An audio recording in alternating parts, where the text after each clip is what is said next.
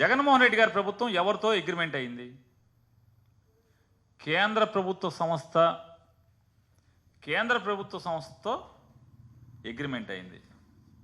Solar power energy corporation అనేటువంటి కేంద్ర ప్రభుత్వ సంస్థతో, అది కేంద్ర విద్యుత్ శాఖతో పనిచేస్తుంది.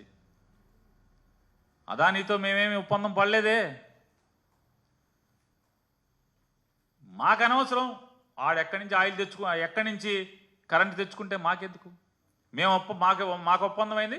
కేంద్ర ప్రభుత్వం మాకు అమ్ముతానని చెప్పి వచ్చింది 249కి. 249కి మేము కేంద్ర ప్రభుత్వంతో ఒప్పందం అయ్యాం. కేంద్ర ప్రభుత్వం ఎవరి దగ్గర కొనుక్కుంటే మాకేంటి?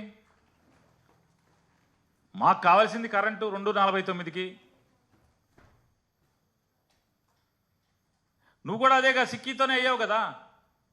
కానీ నువ్వు 4 రూపాయలు 50 పైసలకే అంతకు అయితే మేము 249కి ఏదో అయింది.